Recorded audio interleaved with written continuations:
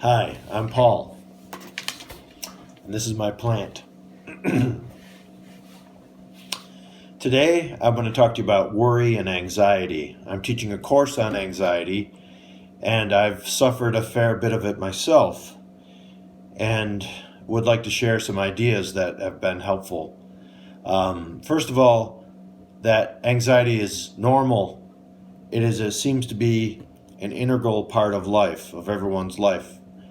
And it's interesting, the source of the word anxiety is related to angst and anguish. And the root of those words is to be choked.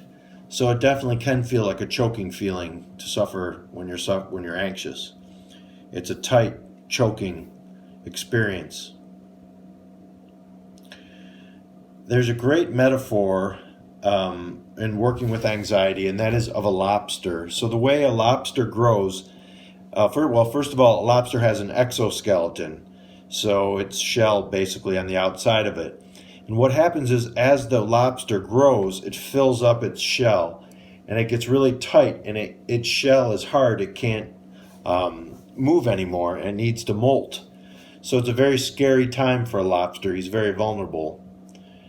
And she'll crawl off and hide under a rock and shed her shell, and then grow a bigger one. But the bigger one is soft, and it's very vulnerable and difficult time for the lobster. So hopefully they have a good hiding place, and they grow into their bigger shell, and it hardens up, and they go on their lobster way. They go on their merry way.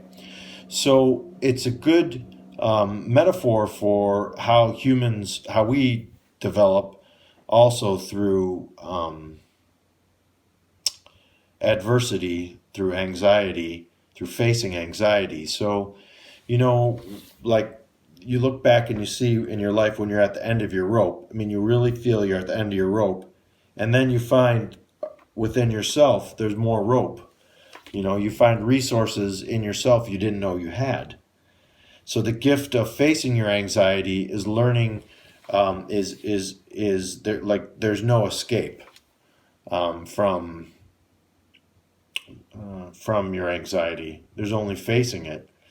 And if you face it with this kind of spirit, you expand your ability to face adversity in life. The word is called, there's a phrase called distress tolerance. So your distress tolerance, your ability to tolerate stressors and problems in life.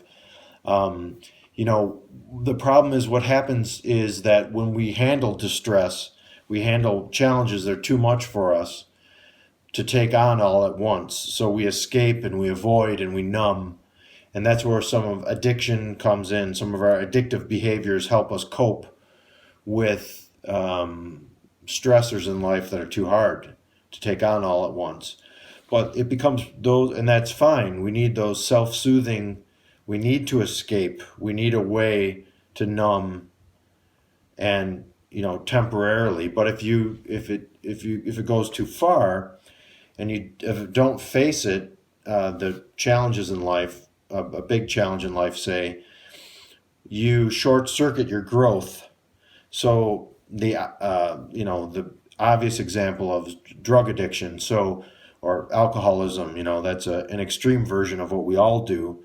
But for example, so you'll have a 27-year-old who's a drinker, and he deals with his stress in life by drinking, and he short circuits his growth.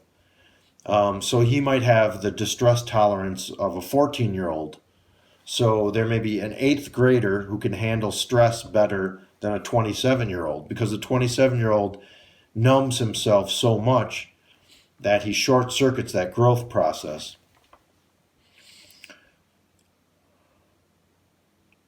So I'd like to say there's no avoiding anxiety. There's only ways of facing it, little by little. And you become stronger. Your ability to handle stressors in life gets stronger.